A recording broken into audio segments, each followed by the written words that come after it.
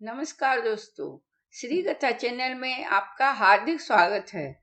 भगवान श्री विष्णु और माता लक्ष्मी जी का आशीर्वाद आप सभी पर सदा बना रहे। ओम नमः शिवाय।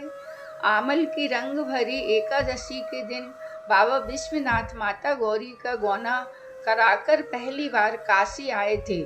तब उनका स्वागत रंग गुलाल से हुआ था।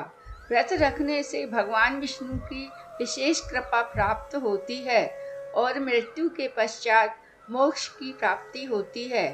आमल की एकादशी के दिन जगत के पालनहार श्री हरि विष्णु और आंवले के पेड़ की पूजा की जाती है। कहते हैं कि आंवले का पेड़ भगवान विष्णु को अत्यंत प्रिय है। आमल की एकादशी को कुछ लोग आंवला एकादशी या आमल की ग्यारस भी कहते हैं। इसे रंग भरी एकादशी के नाम से भी जाना जाता है। अब मैं आपको आमल की रंग भरी एकादशी व्रत कथा और आंवले के महत्व सुनाती हूँ। उससे पहले आप हमारे चैनल को सब्सक्राइब कर लीजिए और वीडियो को लाइक कर दीजिए। आंवले का महत्व। पौराणिक मान्यताओं के अनुसार आंवले के पेड़ को भगवान विष्णु ने ही जन्म दिया था। इस पेड़ के हर एक भाग में ईश्वर का वास है। आमल की एकादशी के दिन आंवले के पेड़ के नीचे बैठकर भगवान विष्णु का पूजन करने से बेहद प्रसन्न होते हैं। इस दिन आंवले के पेड़ के नीचे बैठकर नारायण की पूजा करने से 1000 गोदान के समान पुण्य की प्राप्ति होती है। आमल की एकादशी व्रत का महत्व। आमल की एकादशी के दिन आंवले का उपटन लगाना चाहिए और आंवले के जल से ही स्नान करना चाहिए। साथ ही इस दिन आंवले की पूजा करनी चाहिए। इसके अलावा इस दिन आंवला दान करने और खाने की भी सलाह दी जाती है। अब मैं आपको व्रत कथा सुनाती हूँ। वैदिश नाम का एक नगर था। उस नगर में ब्राह्मण, क्षत्रिय, वैश्य और शूद्र रहते थे। वहाँ रहने वाले सभी नगरवासी विष्णु भक्त थे और वहाँ कोई भी नास्तिक नहीं था। उसके राजा का नाम था चैत्ररथ। राजा चैत्ररथ विद्वान थे और बहुत धार्मिक व्यक्ति थे। उनके नगर में कोई भी व्यक्ति दरिद्र नहीं था।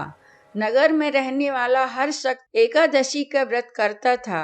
एक बार फाल्गुन महीने में आमल की एकादशी आई। सभी नगरवासी और राजा ने यह व्रत किया और मंदिर जाकर आंवले की पूजा की और वहीं पर रात्रि जागरण किया। तभी रात के समय वहां एक बहेलिया आया जो कि घोर पापी था, लेकिन उसे भूख और प्यास लगी थी। इसलिए मंदिर के कोने में बैठकर जागरण को देखने लगा और विष्णु भगवान व एकादशी महात्म्य की कथा सुनने लगा। इस तरह पूरी रात बीत गई। नगरवासियों के साथ बहेलिया भी पूरी रात जागा रहा। सुबह होने पर सभी नगरवासी अपने घर चले गए। बहेलिया भी घर जाकर भोजन किया, लेकिन कुछ समय के बाद बहेलिया की मौत हो गई। हालांकि उसने आमल की एकादशी व्रत कथा सुनी थी और जागरण भी किया था, इसलिए वह राजा विदुरथ के घर जन्म लिया। राजा ने उसका नाम वसुरथ रखा। बड़ा होकर वह नगर का राजा बना। एक दिन वह शिकार पर निकला, लेकिन बीच में ही मार्ग भूल गया। रास्ता भूल जाने के कारण वह एक पेड़ के नीचे सो गया। थोड़ी देर बाद वही मलेच्छ आ गया और राजा को अकेला देखकर उसे मारने की योजना बनाने लगा। उन्होंने कहा कि इसी राजा के कारण उन्हें देश निकाला दिया गया, इसलिए इसे हमें मार देना चाहिए। इस बात से अनजान राजा सोता रहा। मलेच्छों ने राजा पर हथियार फेंकना शुरू कर दिया, लेकिन उनके शस्त्र राजा पर फूल बनकर गिरने लगे। कुछ देर बाद सभी मलेच्छ जमीन पर मृत पड़े थे। वहीं जब राजा की नींद खुली तो उन्होंने देखा कि कुछ लोग जमीन पर मृत पड़े हैं। राजा समझ गया कि वह सभी उसे मारने के लिए आए थे, लेकिन किसी ने उन्हें ही मौत की नींद सुला दी।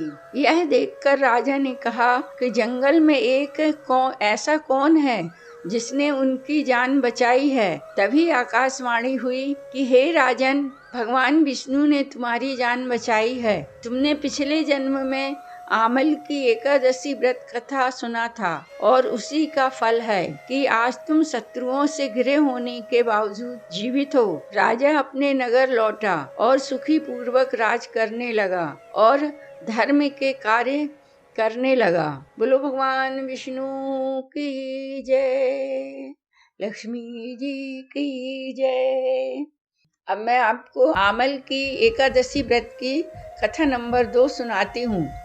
पौराणिक मान्यताओं के अनुसार माना जाता है कि ब्रह्मा जी की उत्पत्ति विष्णु जी की नाभि से हुई। एक बार ब्रह्मा जी ने परम ब्रह्म की तपस्या कर स्वयं को जानने का प्रयास किया। तपस्या से प्रसन्न होकर भगवान विष्णु ने ब्रह्मा जी को दर्शन दिए।